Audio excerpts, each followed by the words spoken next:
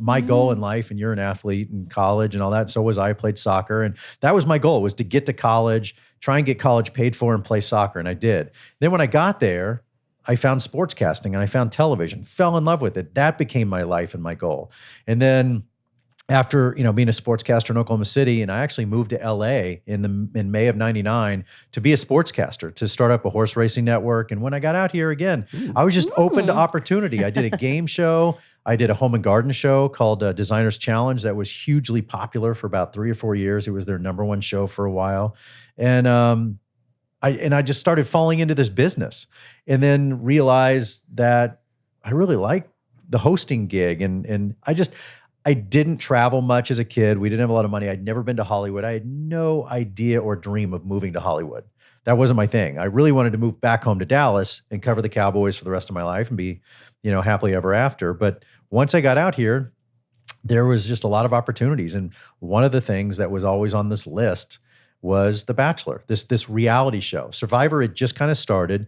And then I heard about this reality show that I was on. There's always a list in Hollywood of people that are up for parts or up for roles. Mm-hmm. So I was on this list, never interviewed, never did anything. And finally, after a year, my agent called and said, by the way, you're still on this list. I'm like, oh, whatever.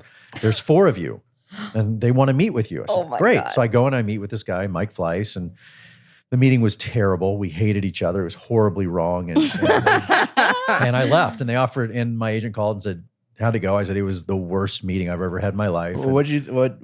I mean, what about that felt wrong? So I'm a really conservative guy. Okay. Grew up in Texas, Oklahoma, faith-driven, church-going guy. And, I go in with my suit, my hair parted, I'm still Midwestern-looking guy. And then there's Mike Fleiss. And if you don't know Mike, he's the creator of the show. And he, had his board shorts on and black t-shirt, sunglasses on inside. I'm just like, I look at him and I'm like, you're everything that's wrong in the world. He looked at me and he's like, you're everything that's wrong in the world. So it was oil and water. Yeah. And so we kind of left and was like, great, I hate you. I'm glad we did this.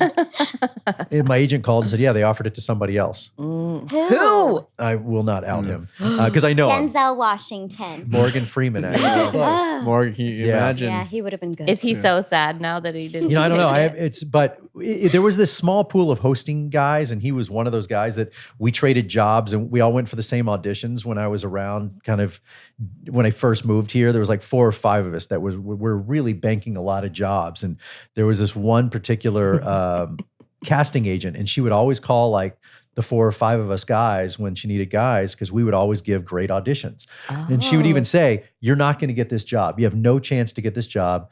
I need someone who will go deliver. And I know you'll always deliver. Interesting. People don't realize that about casting is that the casting director themselves just needs to show that they know good people. Yeah, if you send 10 people in. Right, but you just kind of always go in assuming you're not going to get it. But she was great. Yeah. She was honest, and she's like, you're not going to get this. Do me a solid. She's like, you're going to get, I'll tell you when you're up for parts that you'll actually have a shot at. She said, we're going to get you a job. You're good, and you got skills, and you're new, and you're fresh. So, and she did. She found me 2 jobs. I did the home and garden show, and then she got me the game show. She was great. And so this guy was one of those guys, and we were very different types. He was very hosty, really over the top, hey, everybody, that kind of guy, which has his place. He ended up doing a game show or a show for Fox so not too long ago. But it was, I'm just very, what you see is what you get, kind of the guy next door. My personality is also my hosting style. You do. You feel kind of like a friend in your home. And that's what they wanted. They were, and at the end of the day, everybody, so from the network to the studio to Mike, they all take credit for not trying to hire the other guy and coming to me. But you know the truth. But clearly somebody did offer him a job. So did he turn it down? No, they rescinded it. That's why I don't want out him. They rescinded it and went with me. So 2 weeks later. Yeah.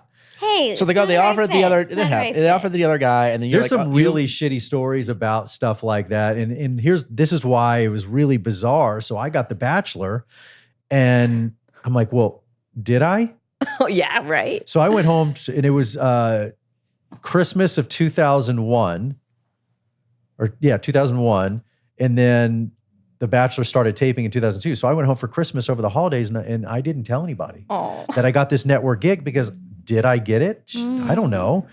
Because I had also just had another friend that did this daytime show on a ship with comedy and all this other stuff. And it's a small world. And some guys called him and said, hey, I just auditioned for your show. He's like, oh, you're going to be on it? It's like, no, I just auditioned for your job. He was already in principal production, already shooting the show, and they replaced him. And so we were all scared to death. And you have to go back. We were young. We were young kids, and these were our first jobs. Well, I wasn't that young. I was 30, but